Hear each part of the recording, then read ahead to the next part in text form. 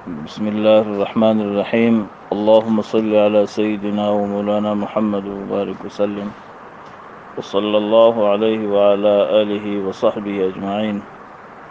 بسم الله الرحمن الرحيم. ہمارا تختی نمبر 2 جو کہ تختی نمبر 1 کے مشق کے لیے دیا جاتا ہے، یا اس تختی کا اصل مقصد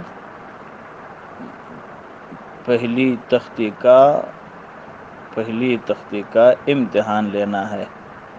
اگر ہم نے پہلی تختی کو صحیح طریقے، صحیح تلفظ کے ساتھ سیکھا ہے تو اس تختی میں اس کا امتحان لیا جاتا ہے کہ آپ نے اس تختی کو کیسا سیکھا، اس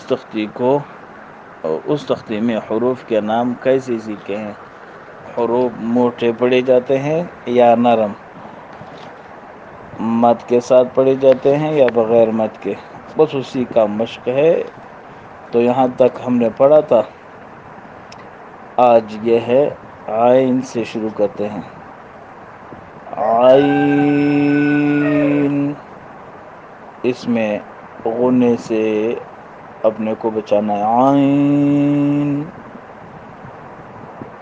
اور یہاں بعض اوقات عین کے تلفظ میں یا کو جھٹکا دیا جاتا ہے، عین غین، تو یا کو حرکت سے بچائیں گے، یا نون دونوں ساکن، عین غین، عین جیم، غین حا،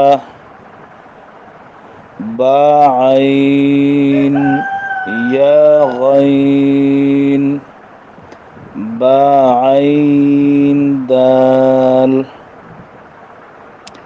تا غین ذال، فا قاف، واو۔ درمیان میں یہ میرا مؤذن صاحب بھی اذانیں دے رہا ہے، امید رکھتا ہوں کہ آپ حضرات کو بور نہیں کریں گے انشاءاللہ۔ بس وہ اپنی اذانیں دیتا رہے، ہم اپنا سبق پڑھتے رہیں گے۔ قاف لام، فا واو، قاف واو۔ اب قاف کو موٹا کرنے کے دوران ہونٹوں کو گول کرنا، ہلانا، یہ منع ہے۔ قوف نہیں، قاف سیدھا سادہ زبان کے پچھلے حصے کو حل کی طرف کھینچ کر آواز خود بخود موٹی ہو جاتی ہے۔ قا قا۔ اچھا، نون قاف را، یا فا را، یا فا، میم میم، حمزہ الف، حمزہ واو، حمزہ یا، سین، حمزہ لام۔ ہمارا یہ سبق بھی مکمل ہوا۔ آگے انشاءاللہ حروف مقطعات میں ہمارا سبق چلے گا انشاءاللہ العزیز، وہ بھی آپ کے سامنے کل آ جائے گا۔